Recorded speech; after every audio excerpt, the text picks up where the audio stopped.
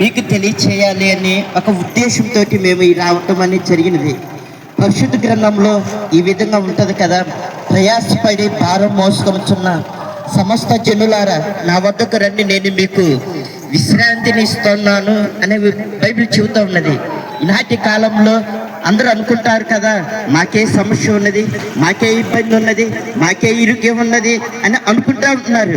కానీ చెప్పుకోలేనటువంటి సమస్యలు, చెప్పుకోలేనటువంటి బాధలు, అది ఇతరుల వాళ్ళకు కావచ్చు, భర్తకు కావచ్చు, భార్యకు చెప్పలేనటువంటి సమస్యలు, ఇబ్బందులు, ఇరుకులు, ఇదన్నిటి ఉంటున్న మీ అందరకు నేను ప్రకటిస్తున్నా, నా ప్రభువు ఆయన నువ్వు ఏ స్థితిలో ఉన్నా, ఏ పరిస్థితిలో ఉన్నా, నువ్వు ఎక్కడ ఉన్నా, నువ్వు చిన్నవాడివైనా కావచ్చు, పెద్దవాడివైనా కావచ్చు, నువ్వు ఏ స్థితిలో ఉన్నా కానీ ప్రభువా నా జీవితంలో మీరు కార్యం చేయరా అని మీరు అడిగినట్లయితే దేవుడు ఖచ్చితంగా కార్యం చేస్తాడు. ఎందుకంటే ఆయన అంటున్నాడు కదా, నిజముగా మొరపెట్టు వారికి నేను సమీపంగా ఉంటానంటున్నాడు.